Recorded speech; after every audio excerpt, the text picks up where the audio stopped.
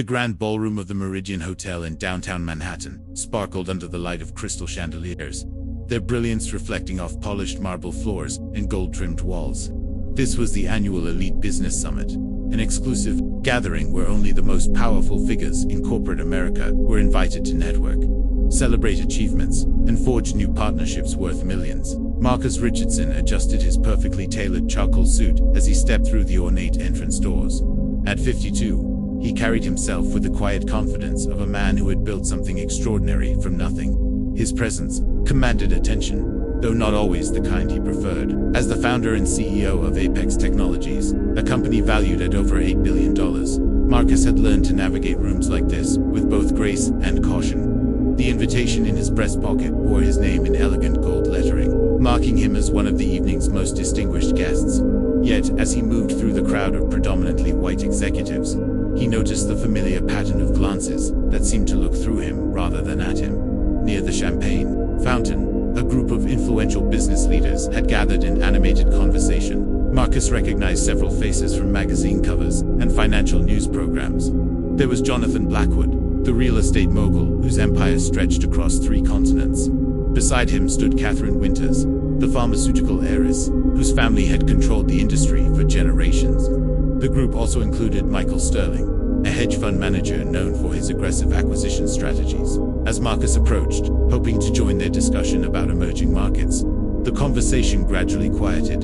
Jonathan was the first to acknowledge his presence, though his smile carried a hint of condescension. "Excuse me," Jonathan said, his voice carrying the practiced politeness of someone accustomed to dismissing people politely. "I think you might be looking for the service entrance. The catering staff check-in is around the back of the building." Marcus paused, his expression remaining perfectly composed despite the familiar sting of assumption. Without a word, he reached into his jacket and produced his invitation, the holographic security seal catching the light as he presented it. Jonathan's eyes widened slightly as he read the name, but his recovery was swift. "Ah, my mistake. Welcome to the summit." The words were correct, but the tone remained distant, as if Marcus were an unexpected guest rather than an invited peer. The group's conversation resumed, but Marcus found himself effectively excluded from their circle. They spoke around him, their voices carrying across the marble floor as they discussed their latest acquisitions and market strategies. Catherine mentioned her company's new research facility in Switzerland, while Michael boasted about his funds. "Recent performance: we closed a deal last month that netted us $400 million, Michael said, swirling his champagne. "Sometimes I wonder if there's any challenge left in this business." Marcus smiled quietly to himself. His company's latest product launch had generated over $2 billion in revenue in its first quarter alone, but he had learned long ago that in rooms like this, being underestimated could be an advantage. Throughout the evening, the pattern continued. Waiters walked past him, as if he were invisible, their silver trays never quite reaching his direction. When he attempted to engage other guests in conversation, they would politely excuse themselves after brief exchanges, their eyes already scanning for more worthwhile connections. The most telling moment came when Eleanor Hartwell, a fashion industry executive, approached him with an empty champagne flute. "Could you take this to the kitchen?" she asked without looking directly at him. "And while you're there, could you check if they have any more of those salmon knaps?" Marcus accepted the glass gracefully, setting it on a nearby table. "I'm actually a guest here, just like you," he said with quiet dignity. Eleanor's face flushed with embarrassment, but she offered no apology, instead hurrying away to rejoin her companions. As the evening progressed, Marcus found himself in conversation with David Chen, one of the few attendees who had treated him with genuine respect. David was a tech entrepreneur whose company had recently gone public, and their discussion about artificial intelligence and machine learning was engaging and substantive. "The future of AI isn't just about processing power," Marcus explained. "It's about creating systems that can adapt and learn in ways that complement human intelligence, rather than replace it." David nodded enthusiastically. "Exactly. That's why I'm so impressed with what Apex Technologies has been doing. Your neural network innovations are revolutionary." Marcus smiled, appreciating the recognition, but noticed how other nearby conversations seemed to pause when David mentioned his company's name. Few people in the room had made the connection between the man they had been dismissing and the corporate giant that had been dominating headlines for its breakthrough technologies. The evening's climax came when the summit's organizers announced a special presentation honoring the most successful entrepreneurs in attendance. A massive screen descended from the ceiling as the lights dimmed, and the moderator's voice filled the room. Ladies and gentlemen, tonight we celebrate not just success, but the vision and determination that transforms industries and shapes our world. The first slide appeared on the screen, showing a modest garage workshop. Our first honoree began his journey 15 years ago in a small garage in Detroit. Today, his company employs over 50,000 people worldwide and has revolutionized how we interact with technology.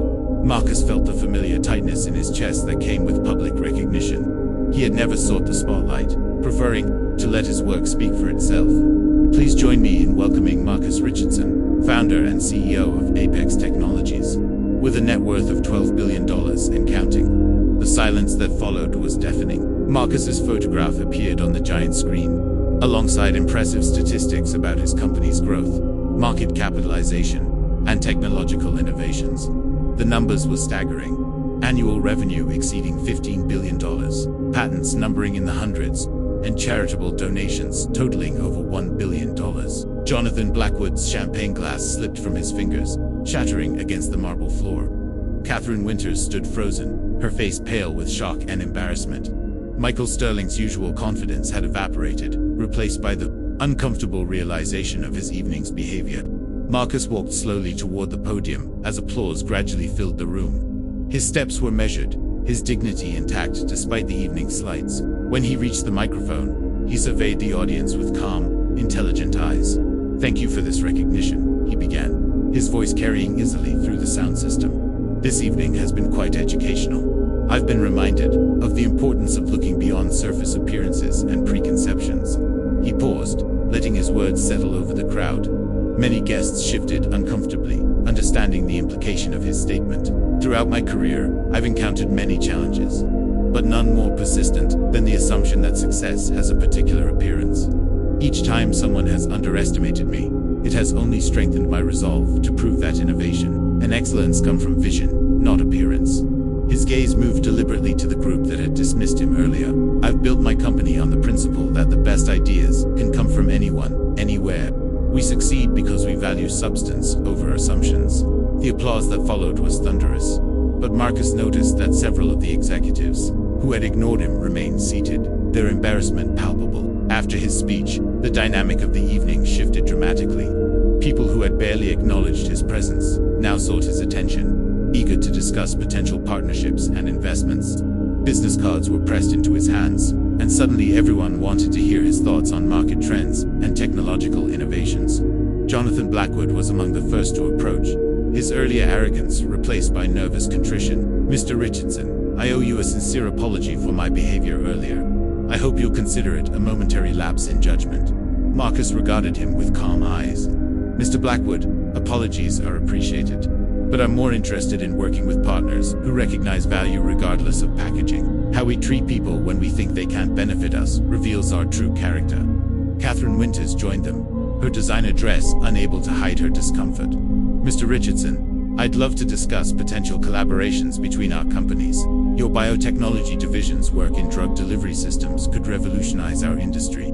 "Perhaps," Marcus replied thoughtfully, "but first, I'd need to understand how your company's culture aligns with our values of respect and inclusion. Technical compatibility is important, but cultural compatibility is essential." Michael Sterling, who had earlier boasted about his fund's performance, now seemed smaller somehow. "Mr. Richardson, I realize I may have given the wrong impression tonight. I hope you'll consider my fund for future investment opportunities."